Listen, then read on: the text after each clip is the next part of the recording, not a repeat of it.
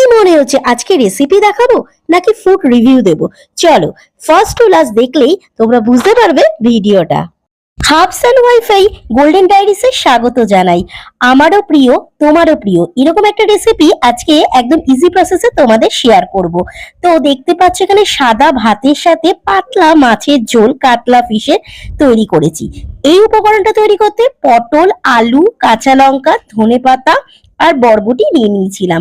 এছাড়াও তোমাদের এর বাদে যদি কোনো সবজি থাকে তোমরা নিতে পারো। আমি নিয়েছিলাম এটা। বড় বড় কাতলা ফিশ নিয়ে নিয়েছিলাম। আর এই কাতলা ফিশটা আমি 1 আওয়ার ম্যারিনেট করেছিলাম নুন আর হলুদ পাউডার দিয়ে, যাতে নুনটা ভালোভাবে মাছের মধ্যে ঢোকে। প্যান নেওয়ার পরে প্যানটা গরম হওয়ার পরে সর্ষের তেল 1 টেবিল স্পুন দিয়ে দিয়েছিলাম। তারপরে ম্যারিনেট করা মাছগুলো আস্তে আস্তে ছেড়ে দিয়েছিলাম, যাতে বোথ সাইড রেডিশ কালার চলে আসে। আর ফ্রাইটা বেশি করব যেহেতু কাতলা মাছ।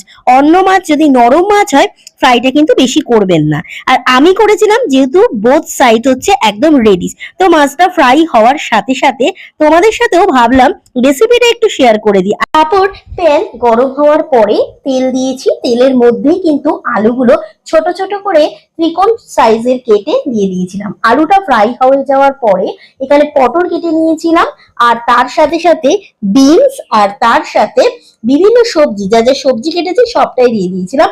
ভালো করে এটা কিন্তু ভেজে নিতে হবে। তোমাদের বাড়িতে যা যা সবজি থাকে যে কোনো ভেজিটেবলস দিয়ে এই রান্নাটা করতে পারো। তো ভাবলাম তোমাদের সাথে শেয়ার করে দিই এই রেসিপিটা। তো আমার তো ভীষণ প্রিয়, আশা করব তোমাদের সবারই এই রেসিপিটা।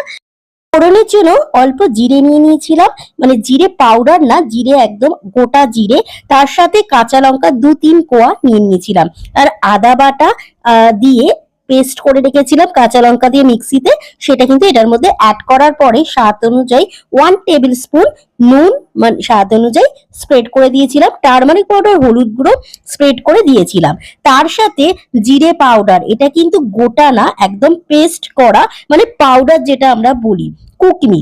তার সাথে জিরে গুঁড়ো, ধনে গুঁড়ো পাউডার স্প্রেড করে দিয়েছিলাম। আর 2-3 কোয়া কাঁচা লঙ্কার সাথে তোমরা শুকনো লঙ্কাও অ্যাড করতে পারো। ভালোভাবে কষানোর পর 1 কাপ মতো গরম জল দিয়েছিলাম। ঠান্ডা জল কিন্তু একদম ইউজ করবে না, আমি রান্নাতে একটু গরম জলই ইউজ করি। গরম জল দেওয়ার পরে আমার ঝোলটা প্রায় রেডি হলো। এটা কিন্তু খুবই পাতলা হবে, তোমরা সামারও খেতে পারো, উইন্টারও খেতে পারো। একদম তৃপ্তিদায়ক হেলদি একটা ঝোলটা রেডি হওয়ার পরে দেখতেই পারলে ভেজিটেবলস গুলো, ফ্রাই ভেজিটেবলস গুলো দিয়ে দিলাম। তারপরে এর মধ্যে আস্তে আস্তে ফ্রাই মাছগুলো, যেটা অনেকক্ষণ ধরে আমরা ফ্রাই করেছিলাম বোথ সাইড, এটা আস্তে আস্তে দিয়ে দিলাম। তো আস্তে আস্তে এই জন্যই দিচ্ছি যাতে মাছগুলো, যেহেতু ফ্রাই মাছ,